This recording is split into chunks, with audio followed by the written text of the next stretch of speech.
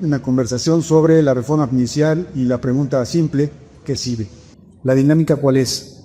Vamos a dar un rollo corto, cada uno de nosotros, y a partir de ahí iniciaremos una conversación ya más entre las partes. La idea es que yo veo que estamos en un mundo confrontado. De un lado se dice que es el país más democrático del mundo y de otro lado se dice que estamos entrando en una dinámica autoritaria sin freno. De un lado se dice que el sistema judicial es un desastre y de otro lado se dice que el nuevo sistema judicial va a ser un caos. En esos extremos estamos.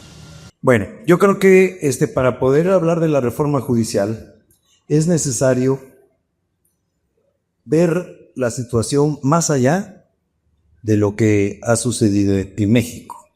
Hay un contexto latinoamericano en que los poderes judiciales se han convertido en la trinchera de los poderes más conservadores. Hay que decir que la reforma judicial fue antecedida de intentos por hacerla de otras maneras. ¿Sabían ustedes que según datos del propio Poder Judicial, en 2022 habían 6.755 redes familiares en tribunales y juzgados federales? Y el Poder Judicial no solamente aparece como un poder corrupto, de nepotismo, sino también es un Poder Judicial sesgado, con un sesgo, yo diría, de clase. Es evidente que ese Poder Judicial tenía que reformarse. Desde mi punto de vista, lo que sucedió en estos meses, el 1 de junio, fue simplemente agregar a uno de los tres poderes que no estaba en ese caso a ser sujeto de lo que es la legitimación por excelencia en el seno de la democracia, que es a través del voto. Yo quisiera iniciar con lo siguiente, ya que dijo Sergio Mastretta que hay dos polos. Eso es lo que ha provocado precisamente que no haya diálogo y que o es blanco o es negro. Y me parece que sí hay matices, aunque uno terminará por sacar conclusiones y decir, pues estoy muy de un lado o del otro. En eso sí estaba de acuerdo González Alcántara, pero hacía otras dos observaciones que me parecen muy importantes y que quedaron en la reforma, que es el asunto de los jueces sin rostro, que ese es un asunto que se quedó en la reforma y que por supuesto no le da transparencia ni le da certeza legal al enjuiciado, por un lado. Y por otro lado también se quedó ahí el tema de de los magistrados y jueces de distrito, los magistrados de circuito y jueces de distrito, que finalmente no debían de ser elegidos porque se ponía en riesgo la carrera judicial. Son los dos aspectos que destacaría, además de otros que ahí están en la ponencia que hizo en su momento González Alcántara. Carlos ha comentado, yo coincido en términos generales, se agregaría otro dato más. El problema de la impunidad que hay en cuanto a los delitos que quedan en esa situación. Estamos hablando del 97% de los delitos que quedan en la impunidad. Entonces díganme ustedes si no hace falta una reforma judicial. Claro que hacía falta una reforma judicial, por supuesto que hacía falta una reforma judicial. Sí, pero no la que se hizo. Que ese tribunal de disciplina judicial, que era con unas facultades que lo ponen por encima de la Suprema Corte de Justicia de la Nación. Es decir, la Suprema Corte de Justicia de la Nación con esta reforma ya no es suprema. Hay una cosa que se llama Tribunal de Disciplina Judicial. Ellos son los que tienen la última palabra con respecto a los propios jueces que en un determinado momento pueden fallar, pueden llevar a cabo un juicio, que pueden llevar a cabo una sentencia, que si no les gusta a este grupo de personas, pues sí que sencillamente ese juez está en problemas. ¿Sí? Lo pueden hasta suspender e incluso puede ser enjuiciado. Entonces, ese otro punto me parece peligrosísimo porque no le da a los enjuiciados no les da la oportunidad incluso de poder presentar su legítima defensa. De que hacía falta una reforma al Poder Judicial, por supuesto que hace falta. Y yo creo que ya es un lugar común decir que esta reforma al Poder Judicial no resuelve de fondo todo el sistema de impartición de justicia, en donde también tiene que ver la fase inicial, que es la que tiene que ver con la procuración de justicia, en donde no se toca el problema de las fiscalías ni de los ministerios públicos. Allí es en donde comienzan realmente los problemas que terminan en impunidad, en ese 97% del que estamos hablando. Entonces, creo que esta reforma de inicio tiene aspectos cuestionables y, por supuesto, lo que acabamos de presenciar el domingo 1 de junio es una ejecución de esta reforma que termina en un fraude electoral.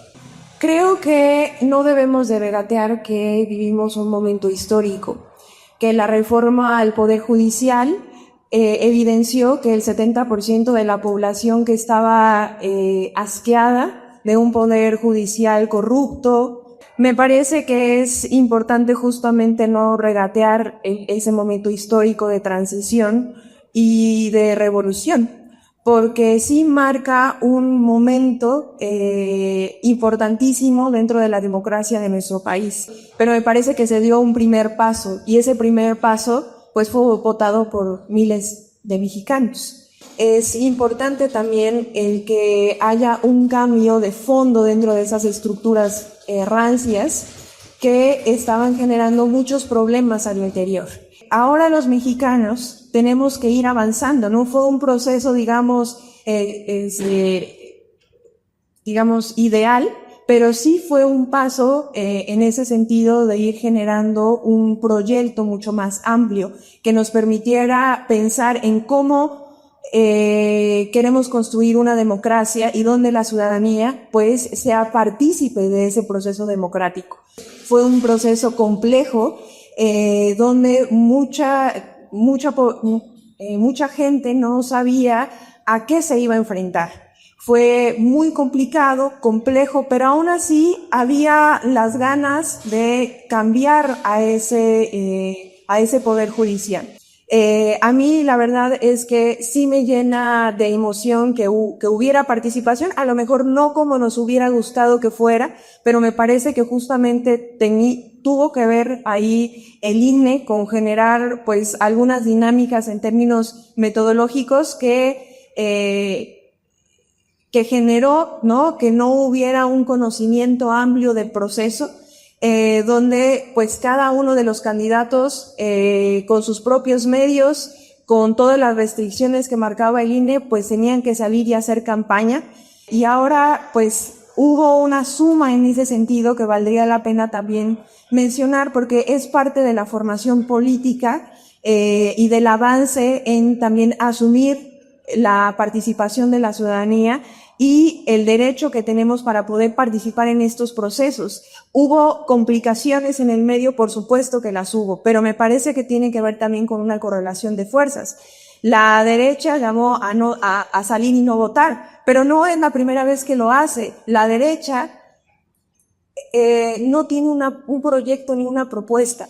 En ese sentido hay la derecha en todo el mundo está desarticulada y llama a no votar. No es la primera vez que lo hace, porque justamente no puede evidenciar ni mostrar la incapacidad que tiene para poder organizar y presentar un proyecto que realmente sea conveniente para la población.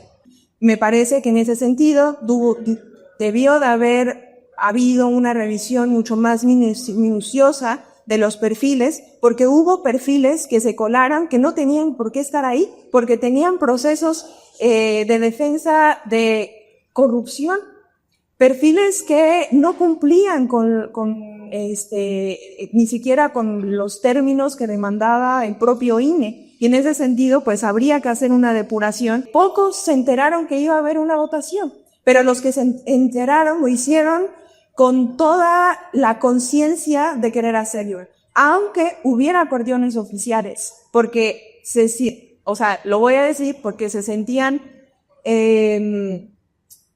digamos, porque hay una ideología que respalda, ¿no? Pero eso no significa que hubiera como una avanzada catastrófica de un Estado que obligara a que la gente votara de cierta forma. La derecha pudo también organizarse en ese sentido y pudo generar sus propios acordeones. Lo vemos en este estudio que muestra Viri Ríos hace algunos días, ¿no? Hubo espacios de la derecha donde votaron a su candidato y llamaron a no votar.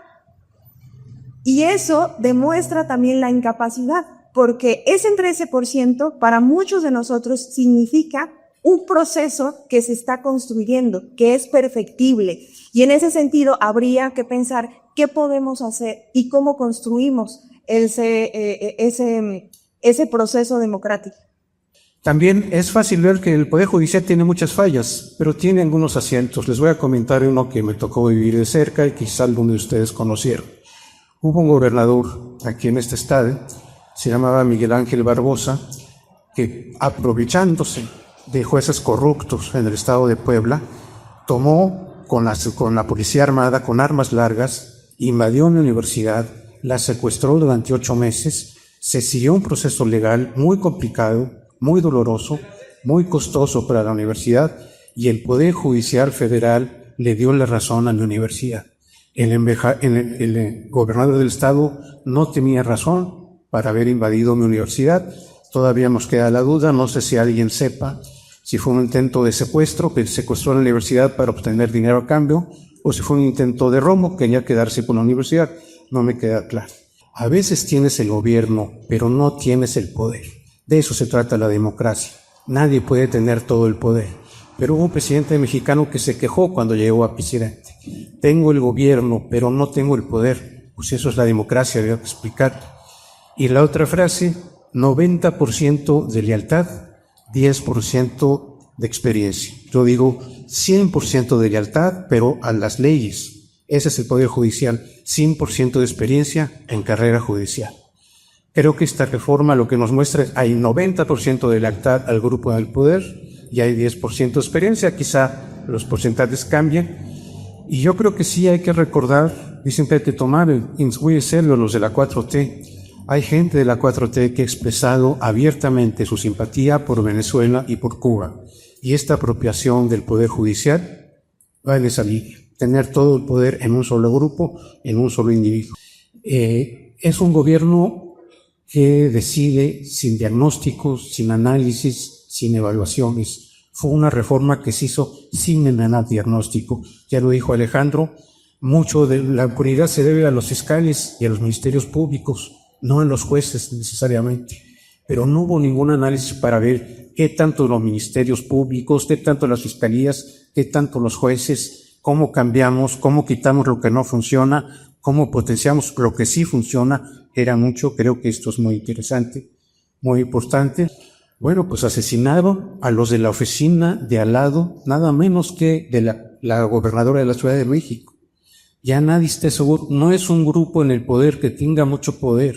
Aparentemente tiene concentrado el poder, aparentemente controla el ejecutivo, los ejecutivos, el legislativo y el judicial, pero lo que tenemos es una dispersión de poder de grupos delincuenciales que creo se va a potenciar con esta elección de los jueces. Y Norberto Bobbio, y con él toda su generación, tenía muy claro que la democracia sí es el poder electoral, pero no es la democracia nada más en las elecciones, es la democracia que ellos llaman constitucional, la división de poderes. No todos tenemos que ser expertos en democracia, pero saber un poquito ayuda. Democracia fue una mala palabra desde Platón y Aristóteles hasta principios del siglo XIX. Ningún pensador defendía la democracia. Se empezó a defender a fines del 18 y 19 porque pensadores liberales hablaron de la división de poderes. ¿Cómo protegemos a la sociedad del poder político? Pues con división de poderes. Que las leyes la haga un sector, una institución, que las aplique otro y que ejerce el poder ejecutivo otro. Para evitar otro Hitler, para evitar otro Mussolini, ellos tenían muy clara la experiencia europea. Hay que tener una división de poderes. No podemos alinear al Poder Judicial con nosotros. No podemos elegir por voto popular al Poder Judicial. Caemos en un país, vamos a ser un país no democrático. En Puebla vivimos un estado en que no es democrático. El gobernador controla absolutamente al Congreso y controla a los jueces. Lo que muchos dicen que corremos el riesgo en el país, ya lo corrimos en Puebla. Eso ya sucede en Puebla. Tenemos un poder judicial que trabaja para el gobernador en turno. Estos ejemplos contrastantes le llevan a mí a decir, ¿hacia dónde vamos? Una parte de esta mesa se está planteando que la elección de los juzgadores por el voto popular es un hecho de un gran contenido democrático. Creo yo que se lleva al voto popular un poder, uno de los tres poderes que no había estado sujeto a ese voto popular.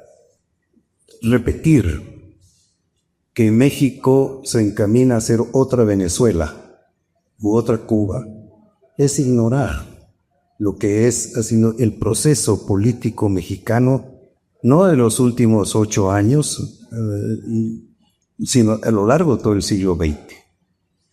Nos quejamos de que en esta elección, pues la mayor parte de los juzgadores que fueron electos son simpatizantes de la 4T. Pero también olvidamos que la estrategia de la derecha con respecto a la reforma judicial ha sido totalmente fallida. Se le dio la oportunidad al Poder Judicial que se reformara a sí mismo. Se le dio la oportunidad incluso de que validara leyes que hubieran impedido la reforma judicial a través de la obtención de las 2/3 partes del Poder Legislativo. No lo quiso hacer. Y ahora la derecha escogió un camino absolutamente equivocado, que es la abstención, el no votar. Y esto en todas las partes en las que sea de izquierda o derecha una fuerza política decide no participar, los resultados generalmente son contraproducentes y desastrosos para esas fuerzas. Imagínense ustedes si las fuerzas conservadoras o no afectas a la 4T hubieran decidido participar en el proceso electoral, yo creo que hubiera podido meter una gran cantidad de juzgadores que no lo pudieron hacer porque no participaron. Yo creo que sí, que como bien dijo Lluvia, es significativo que 13 millones de personas salieran a votar. Esas 13 millones de personas son en 22% de los 60 millones que salieron a votar en la elección presidencial del 2024. Y además, como bien lo dijo Lluvia, esta votación efectivamente fue verdaderamente complicada. Y hay que recordar que de las 84,000 casillas, solamente 16, que equivale a 0.02%, no se pudieron instalar, ¿no? O sea, creo que en medio de todo, a mí me parece que el hecho fue democrático. Esperaré los argumentos con respecto al fraude. Cuando nosotros en el debate absolutizamos y decimos todos aquellos son buenos y todos estos de este lado son los malos, cuando absolutizamos así el debate nos perdemos. Y lo mismo ha ocurrido con el Poder Judicial. Decir que todo el Poder Judicial estaba corrompido es un juicio sumamente abusivo, ¿sí? Y poco realista, poco objetivo. Sí, en efecto, sostengo que es un fraude y además la reforma judicial proviene de otro fraude. O sea, el origen y la ejecución misma de la elección, fraude. Pero lo que hicieron los consejeros electorales, el Consejo General, ese voto de 7-4 en el cual aprobaron la sobrerepresentación, una sobrerepresentación inconstitucional, que iba en contra de los preceptos constitucionales, en donde ninguna fuerza política, llámese coalición, llámese partido, no debía de tener más de las 2/3 partes de la representación. Y ahí hubo un fraude de la Constitución, como bien lo ha dicho Jorge Alcocer, que por cierto de derecha no tiene nada. La Cámara de Diputados, en donde el partido en el poder obtuvo el 56% de los votos, finalmente tiene más del 75% de la representación en la Cámara de Diputados, lo cual es absolutamente inadmisible. Si se convalidaba o no la elección del Poder Judicial del 1 de junio por parte del Consejo General, en donde la votación fue de 6 contra 5, cosa histórica. Nunca en el Consejo General se había dado para validar una elección una votación así, 6 contra 5. Y estos 5 magistrados dieron, entre otras cosas, dieron sus argumentos con datos precisos obtenidos de los cómputos electorales distritales. ¿Sí? ¿Qué se dijo ahí? Bueno, lo que observaron en los consejos distritales en el cómputo, observaron que en algunas casillas, ¿verdad?, las papeletas estaban sin doblar y marcadas, incluso algunas de ellas con la misma caligrafía. Fueron dando una serie de datos en los cuales se puede comprobar que hubo prácticas que en efecto pensamos que ya habíamos superado y lamentablemente vemos que no. Ya hay evidencias de esto. ¿Qué es ese problema? Que a veces no escuchamos ni queremos ver las evidencias y nos vamos por la fácil, que es la descalificación ideológica. Ahí están las evidencias.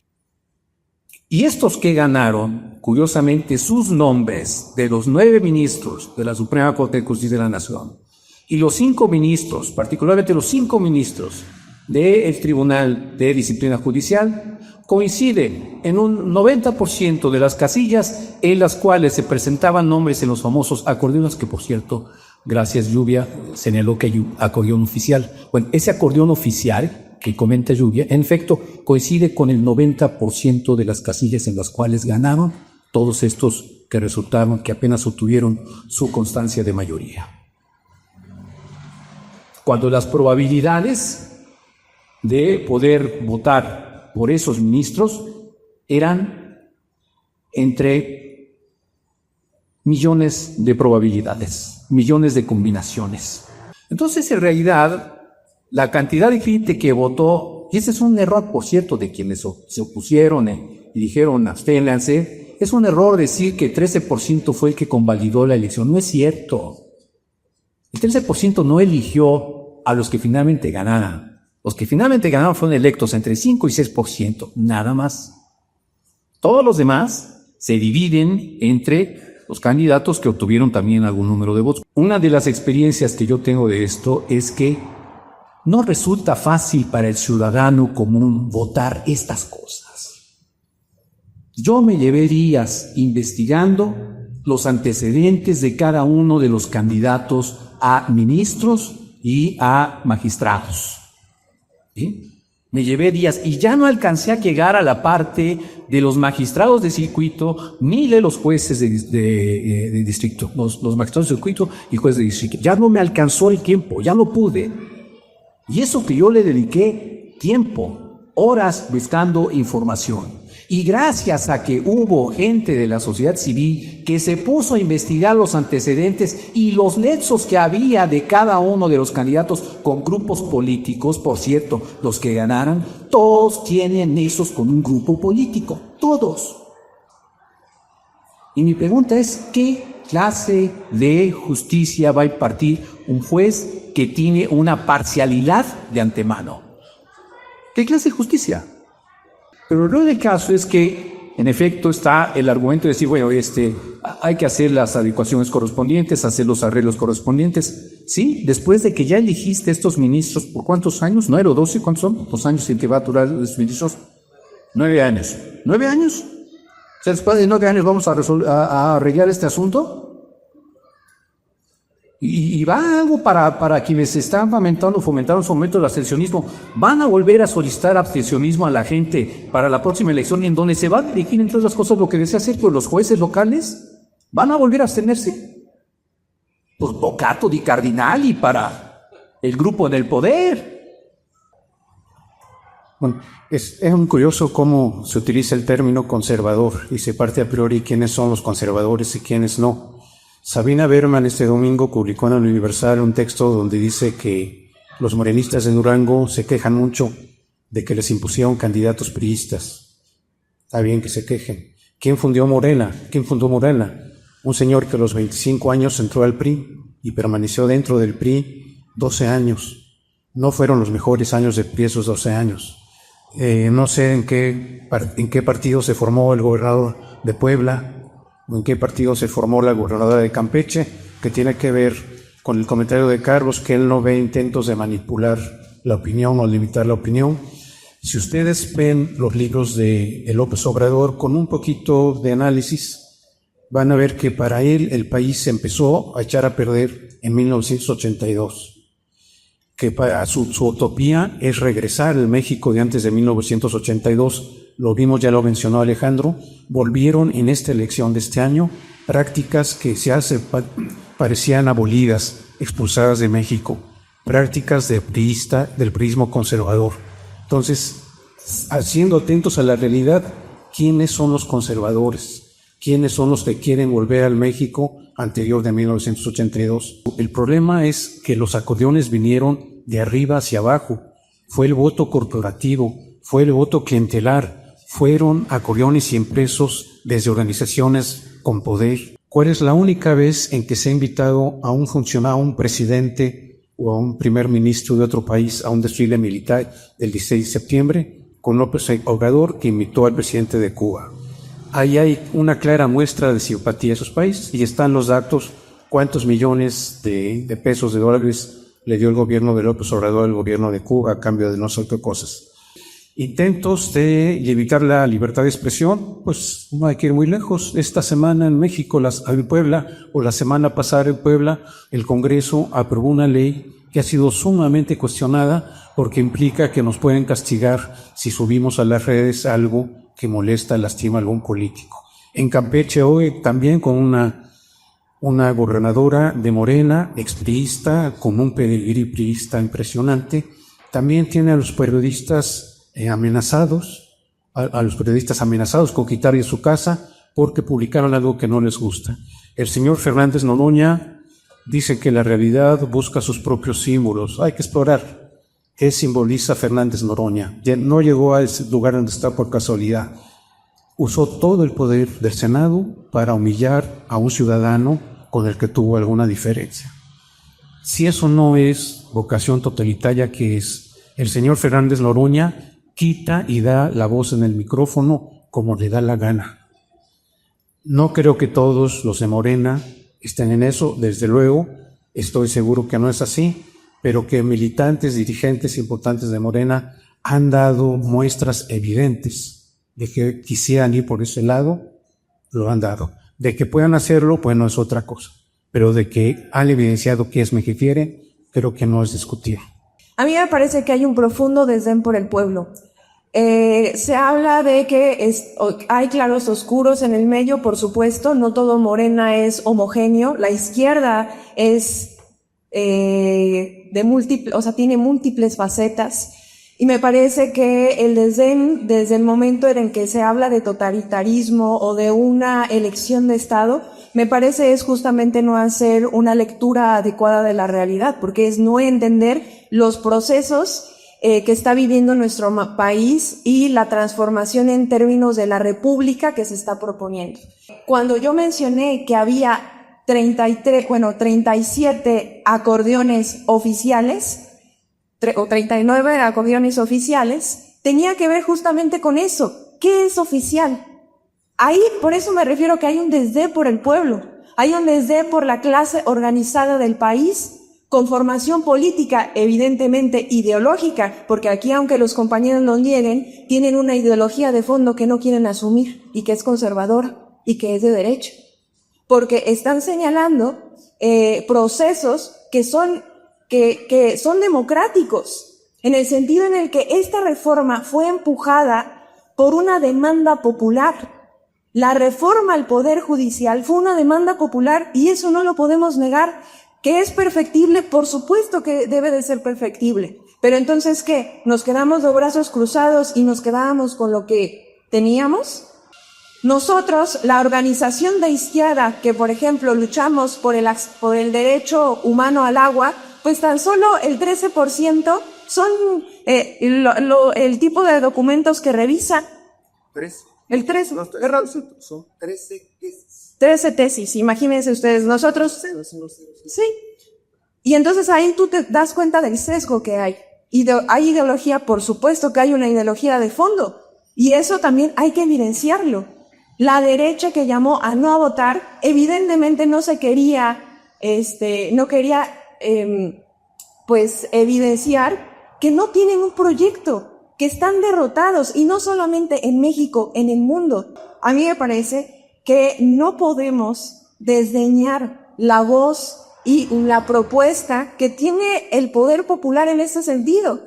Porque Morena no es una cuestión así homogénea que tenga a un maestro ideológico al cual se sigue. Por supuesto que no. La propia Sabina Berman ha dicho que fue legítimo el proceso. Pero hay cuestiones que hay que criticar. Por supuesto que hay cuestiones que criticar.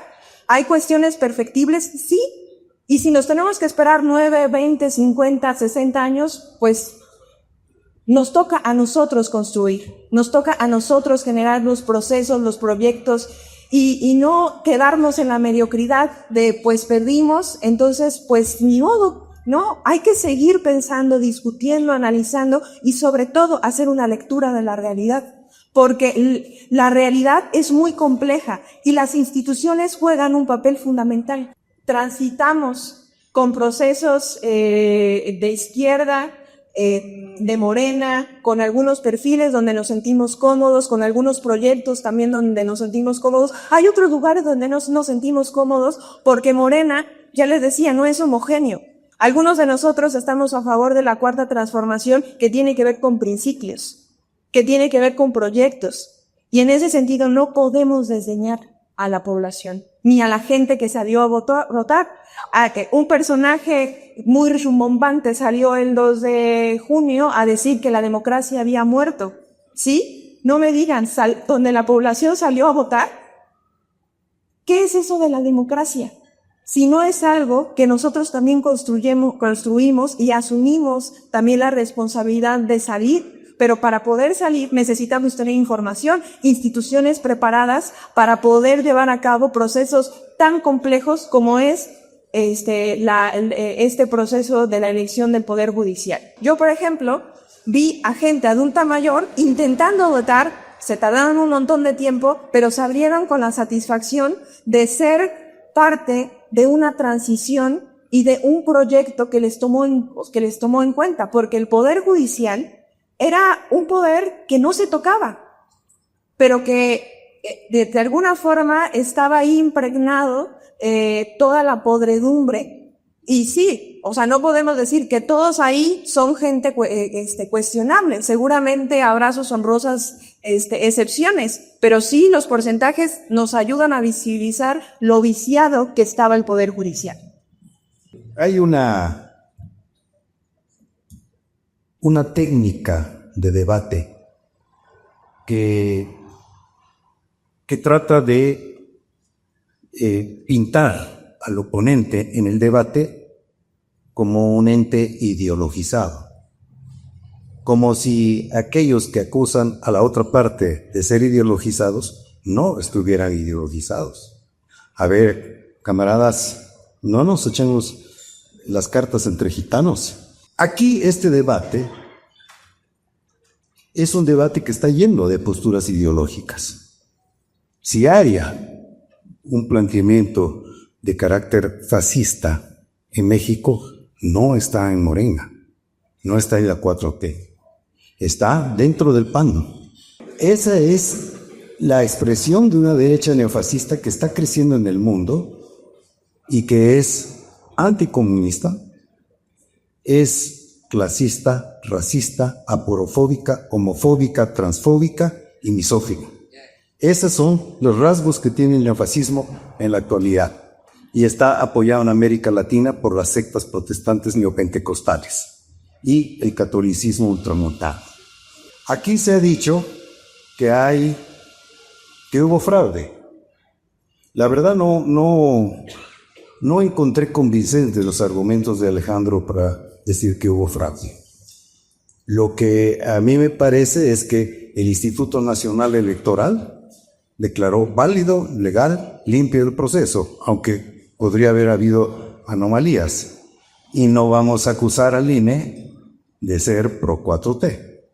Yo me recuerdo que esos 2 meses la derecha decía al INE no se toca. Y hasta el color rosa tomó para fundar este nuevo partido que se llama Marea Rosa. Sin embargo, en este debate, el propio Sergio dijo que había 2 grandes posturas en relación a la reforma judicial. Los que consideraban la reforma judicial como un hecho profundamente democrático y aquellos que le consideran como un hecho que va hacia la deriva autoritaria. Bueno, por lo menos en este punto hay 2 grandes bloques de opinión y eso no es el maniqueo. Ahora se habla acá de la sobrerepresentación. Recuerdan ustedes, fue un gran tema, ¿verdad? Pero a mí verdaderamente me sorprendía el cinismo de los que hablaban en los medios de comunicación sobre eso, cuando la sobrerepresentación, lo que ellos llaman la sobrerepresentación, existió desde hace varios años y nunca dijeron nada. Solo ahora que tenía la perspectiva de perder o de que la otra parte ganara la mayoría calificada en el Congreso, la sacaron. Lo que pasa es que en este país el poder mediático no está en manos precisamente de la izquierda. La capacidad de tener una opinión, una mentira que se repite 1000 veces y que se vuelve verdad, la tiene la derecha. Y que eso también explica el por qué hoy encontramos un gobierno sumamente popular. Y es sumamente popular porque ha respondido a las necesidades de la gente.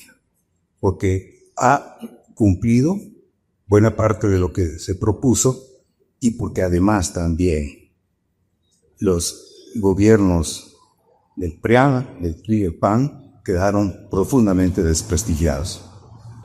A mí sí me preocupa cuando se sustituyen argumentos y datos con calificativos. Y aquí creo que hemos oído muchos calificativos. El Poder Judicial debe ser autónomo del Poder Ejecutivo para evitar abusos como los que se vivieron en Europa a mediados del siglo pasado. Creo que eso es lo importante. No creo que el régimen actual sea fascista, ni mucho menos, pero sí me parece importante tener claro que debe haber autonomía de poderes para evitar que alguien se apodere de todo el poder. Creo que eso es muy importante decirlo. Yo preguntaría de los votos válidos que hubo en la elección de este año, que creo que no llegaron los votos válidos al 6%, 8%, Alejandro Medellás, un porcentaje bajísimo del padrón. ¿Cuántos de esos votos fueron de gente que se sentía comprometida por alguna razón económica o alguna razón política, no por alguna razón ideológica? Así que la pura popularidad no hay que tomarla, pues con otros datos. Hay que ver esa popularidad a qué se debe, si realmente hay buen gobierno, si se ha repartido dinero, si hay una ideología que mueve a las masas. Hay que ver qué hay detrás de la popularidad. No creo que detrás de la popularidad de la presidenta Sheinbaum haya una ideología fascista, ni mucho menos. Aquí el gran problema que estamos observando finalmente es que el Poder Judicial, después de esta elección y con esto que ha avalado el Consejo General con 6 votos contra 5, y yo les recomiendo que vean las argumentaciones que dieron los 5 que votaron en contra, ¿sí?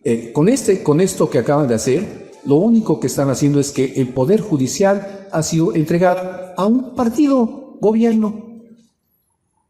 Yo quiero ver en el futuro, ¿verdad?, cuando alguno de nosotros tenga una bronca con el gobierno, como yo la tuve, por cierto, en 2020, y gracias a un juez federal, afortunadamente sobrevivió mi familia y yo durante la pandemia. Si no, el gobierno de Barroso nos hubiera matado de hambre. Y eso yo lo puedo decir. Y tengo las pruebas. Tengo en mi juicio de amparo. El asunto es que esto que acaba de ocurrir, esta elección en donde no fue el pueblo, ojalá hubiera sido el pueblo, pero no fue el pueblo. Fue un 6%, 6 millones de personas, 5 o 6 millones de personas que votaron por quienes finalmente estaban en el acordeón, y eso coincidió con el 90% de las casillas. Repito, eso es probabilísticamente imposible si se hubiera dejado realmente a la libre voluntad del individuo votar. Es imposible. ¿Sí? Y sucedió. Entonces, eso que ocurrió, ese acordeón oficial que se impuso desde arriba y que terminó por dirigir el voto en donde se metió un partido y se metió el gobierno, cosa que está prohibida por la ley, eso sí es causa de nulidad. Y si no lo queremos ver así, bueno, pues ahí está, ahí ya no se puede. O sea, son los datos empíricos de lo que ocurrió, el resultado empírico de lo que ocurrió el 1 de junio. Si después de estos datos insistimos en que esto fue una elección del pueblo en donde solamente votaron 6 millones de 100, no sé en dónde, en qué realidad está ocurriendo. Pero bien decían quienes citan a Hannah Arendt que cuando una parte importante de los totalitarismos es cuando en el discurso oficial no se distingue o no le permite a la sociedad distinguir lo real de la propaganda, lo verdadero de lo que es completamente mentira. Ese proyecto lo empujó la base, lo empujó la población, el pueblo. Y me parece que sigue habiendo un desdén en insultarla y menospreciarla. Ese 13% lo hizo de forma legítima. Hablan de que de que se le obligó a personas a votar y dicen que tienen datos. ¿Cuáles son los datos? A mí me parece que es una opinión. ¿Cuáles son los datos? ¿Se le pagó a la gente? ¿Cuáles son los datos? Sí, pero los acordeones fue una forma en la que la gente nos organizamos. Y que popular, quiero ciencia popular. Hubo acordeones. Hubo acordeones porque fue la forma que teníamos de poder elegir. Porque ustedes fueron a votar, se dieron cuenta que era imposible memorizar, porque eran muchas personas y que teníamos que identificarlas y que teníamos que investigarlas, porque justamente no estábamos de acuerdo en que quedara gente que no tuviera un pensamiento de justicia, porque actualmente quienes estaban en el Poder Judicial no impartían la justicia, leían la ley a modo, y en ese sentido hay que mencionarlo, hay que señalarlo, y pues tampoco hay que desdeñar al pueblo. Me parece que en ese sentido es una postura que desde mi punto de vista no da lectura a la realidad. Y no da lectura a la realidad porque es un proceso complejo, donde estamos siendo incipientes en un proceso democrático, donde el pueblo está ejerciendo su derecho a salir y votar. Y también ejerció su derecho de salir y no votar porque no sabía cómo hacerlo. Hay una ideología de la 4T con fundamentos, con principios que pues vamos a seguir defendiendo porque son parte de un proyecto. Y si en ese proyecto los ejecutores del Poder Judicial, digamos, se comprometen, pues está bien, ¿no? Simplemente es un proyecto de nación. Y me parece que en ese sentido, pues sí hay que poner las cosas sobre la mesa para poder hacer un análisis crítico de la realidad. Pienso que lo que vivimos el 1 de junio es un hecho histórico. Es la invitación al demos, que es el fundamento de la democracia, a participar en la elección de un poder que hasta el momento no lo había sido así. Yo estoy convencido de que lo que vivimos es un hecho profundamente democrático. Y yo creo que en el 27 podrá ser más democrático si la derecha decide participar, meter sus propios candidatos, y luchar por ellos. Muy probablemente si eso sucede, el número de votantes aumentará y la selección de los juzgadores será más competida. Yo no salí a votar, no fui a votar en la elección. Desde un principio, desde el año pasado que se llevó a cabo el proceso de la reforma en el Congreso, me pareció un proceso equivocado. No creo que sea la mecánica que necesitaba el país para reformar el Poder Judicial. Sí creo que se tiene que reformar el sistema judicial en México. Estoy viendo la actuación de los jueces y cómo ellos mismos están siendo el instrumento para que a un señor le roben su terreno. Y eso ocurre todos los días. Entonces, pensar que no se necesita una reforma judicial creo que es una ingenuidad. Si algo a gritos pedimos es un mejor sistema de justicia. La mecánica en la que se produjo, yo francamente la rechazo. Sí creo que la elección del 1 de junio fue una farsa. Ese es mi punto de vista. Y creo que la respuesta a la pregunta que nos convocó, que es ¿qué sigue? Desde mi punto de vista sigue el caos. O sea, los juzgados en manos de los jueces que van a llegar, la mayor parte de ellos sin una mínima experiencia judicial, van a provocar un caos en los juzgados. Nos va a costar mucho tiempo arreglar el sistema judicial. Vamos a ir a la elección del año que entra, después de un año terrible. Yo pienso lo que van a hacer los juzgados, esas preguntas que plantea el texto de la revista Nexus, me parecen muy concretas. ¿Qué va a pasar en el juzgado cuando al día siguiente de tomar posesión el nuevo juez, los proyectistas no confíen en él, no lo consideren legítimo, no le den autoridad?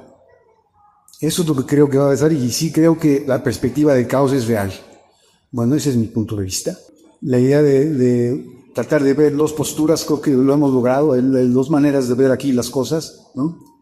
Y creo que es lo que hizo falta el año pasado al país. Una discusión mucho más a fondo de un problema capital. Esa es mi conclusión final. Y en ese sentido no es un proceso que se aprende de la noche a la mañana, porque venimos de un proceso largo de ejercicios, pues sí, poco democráticos, y me parece que en ese sentido pues tenemos que aprender a desaprender y aprender otras formas de participación. Creo que eso es verdaderamente democrático, y creo que eso justamente tiene que ser el debate de fondo. La forma la podemos ir construyendo. Y creo que eso justamente yo, que considero que fue legítimo el proceso, que considero que es un proyecto que está abierto y que tenemos que seguir abonando y participando, porque justamente debe de haber una segunda etapa de la reforma. Ahora, es cierto también que los jueces y las fiscalías deben de escuchar a la víctima. Por supuesto que tienen que abrirse a los procesos donde hay investigaciones de acoso y de abuso a menores. El compañero debe de saber perfectamente cómo el abuso a víctimas, pues no se castiga porque usted está sentado aquí, compañero, ¿no? Esas cosas también hay que decirlas. No se castiga, y tan no se castiga que tenemos a presuntos delincuentes que cometen agresiones físicas contra menores de edad, pues tomando el micrófono libremente. Esas cosas también hay que denunciarlas. Y no me parecen menores. Me parece que justamente las fiscalías y los jueces no hacen su trabajo, porque delincuentes, vamos a decirlo de forma más correcta, posibles delincuentes, pues están haciendo uso del micrófono. Y mi recomendación en términos generales sería que nos escuchemos un poco más, porque a veces parece que no nos escuchamos. Hablamos y de pronto volvemos a escuchar la misma cosa que estamos rebatiendo, y que al final de cuentas, pues eso no nos permite avanzar en el diálogo. Entonces creo que es importante. Por ejemplo, yo les recomiendo a quienes están contentos con la reforma, yo les recomiendo que chequen la ponencia del ministro González Alcántara, que por cierto, González Alcántara fue un ministro que puso López Obrador. Yo se los recomiendo, léanla. Es muy interesante porque además se propone, entre otras cosas, que sí se elija a los ministros de la Suprema Corte. Él sí lo propone, dice así. Cuestiona obviamente que los ministros se elijan por voto popular, pero aún así dice, adelante, con los ministros y con el Tribunal de Disciplina Judicial. Y ya sobre el asunto de que el Poder Judicial es igual al Poder Ejecutivo, no, perdónenme, pues ahí sí hay que regresarse a las clases de Derecho y de Civismo. Muchas gracias.